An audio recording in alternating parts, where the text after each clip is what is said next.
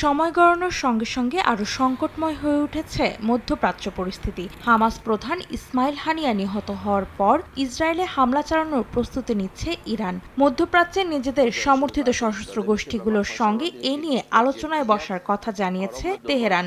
নিজেদের কর্মকাণ্ডের জন্য ইসরায়েলকে অনুতাপ করতে হবে বলে হুঁশিয়ারি দিয়েছেন ইরানের সেনাপ্রধান জেনারেল মোহাম্মদ বাকেরি। এদিকে ইরান হামলা করলে বসে থাকবে না ইসরায়েল। তেহরানের হুমকির জবাবে এমনই হুঁশিয়ারি দিয়েছে তেল আবিব। ইসরায়েলের প্রধানমন্ত্রী বিনিয়ামিন নেতানিয়াহু বলেন, যে কোনো পরিস্থিতির জন্য তারা প্রস্তুত রয়েছেন। কোনো আগ্রাসন চালানো হলে তার হিসাব ভালোমতো চুকিয়ে দেওয়া হবে বলেও সতর্ক করেন নেতানিয়াহু।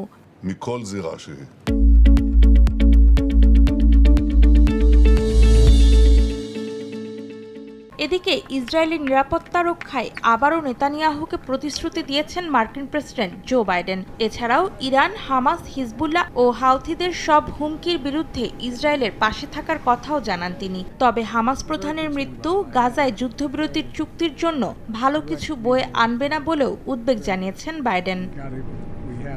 অন্তরা সেন, সময় সংবাদ।